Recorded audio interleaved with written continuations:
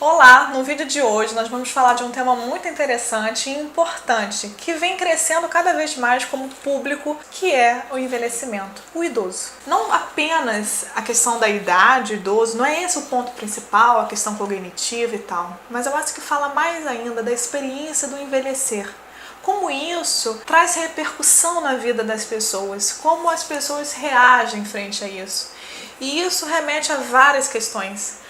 Nós estamos falando de temas ligados à solidão, à questão da finitude de pessoas próximas, né? À medida que a pessoa vai envelhecendo e vai acompanhando ao longo de sua vida pessoas ao seu redor que também estão indo. A depressão, que muitas vezes acomete a pessoa idosa em função da solidão, da dificuldade em lidar com as suas próprias limitações, sejam elas físicas, outras cognitivas. E a questão das relações sociais, que muitas vezes ficam precárias por N fatores, seja pela própria desmotivação, desanimação do idoso, seja por questão de não ter na sua base familiar pessoas que instiguem a ela estar envolvida em projetos, seja dentro do próprio seio familiar ou em projetos sociais, né? Porque é buscar significantes para a vida, é buscar significados, coisas que lhe deem prazer, que façam sentido. Então é entender que o envelhecimento não necessariamente significa perda, e sim outros tipos de potencialidades que antes nós não tínhamos tempo ou não conseguíamos ver. Então entender que entrar na fase terceira idade, como falam, não é só perdas, não é a questão de conseguir o passe no ônibus, ganhar gratuidade ali, é entender que há muitas possibilidades de coisas na vida, no dia a dia. E aí esse público, ao se deparar, né, com um contexto ou com uma visão, às vezes, até deturpada de que o envelhecimento significa perda, e isso acarreta, obviamente, em depressão, em baixa autoestima, acaba chegando ao consultório. E aí a importância de se falar do tema do envelhecimento, do idoso de uma forma geral, da pessoa no processo de envelhecimento. Então, assim, é muito importante trabalharmos, porque um dos pontos fundamentais que aparece, o medo da morte, a finitude. A finitude como algo que a gente não consegue encarar face a face, como se fosse um sol. Quem consegue ficar olhando o sol fixamente por muito tempo? E isso a gente pode fazer uma analogia com a morte. Falar sobre a morte traz um temor. E às vezes um familiar, um amigo, não quer ouvir sobre isso, não tem tolerância para ouvir, porque é um tema às vezes tabu, às vezes difícil, às vezes incômodo. Vou falar isso com quem?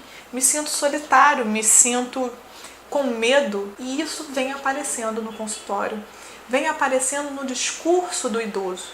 A questão da finitude, eu não resumo isso só com a questão da idade, porque a finitude, a morte, isso permeia a nós, seres humanos, em qualquer idade, em qualquer faixa etária. Mas eu digo que acaba sendo muito recorrente, porque traz a questão do adoecimento, da fragilidade emocional e física, como citado anteriormente, mas que acaba aparecendo em cena como um discurso muito presente.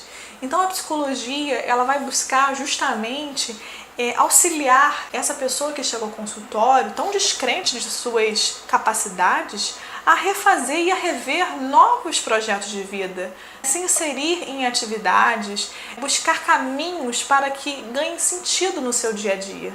Sair dessa posição de fragilidade ou de não tenho mais utilidade, que às vezes é uma palavra muito forte, né, a ser colocada, mas ao contrário, né, que é muito potente, é muito vivo e precisa ser legitimado, precisa ser trazido em cena. Quanta coisa aprendemos, quanta coisa dividimos e quanta coisa pode ser ensinada. Então, esse trabalho da psicologia, ele vai justamente pontuar a questão do retorno da confiança ou de adquirir uma confiança da qual nunca se teve, a questão da autoestima, da valorização, do enfrentamento do envelhecimento por um outro olhar, não só a questão da perda, mas a questão também de outras possibilidades.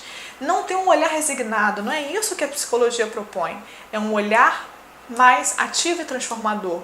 Não estou falando de forma utópica, e sim uma forma que viabilize uma nova perspectiva, que não busque diminuir ou invalidar a capacidade, a potencialidade que essa fase traz para a vida do ser humano e que todos nós temos o destino de passar e que possamos vivenciá-la com qualidade, sem ficar presos aos paradigmas sociais tão simplórios de dizer que é uma fase de perdas. Não é bem assim.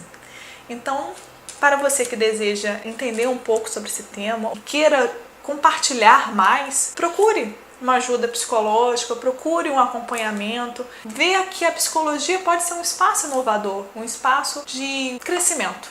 Vamos entender por esse ângulo. Espero que vocês tenham gostado do vídeo. Inscreva-se no nosso canal.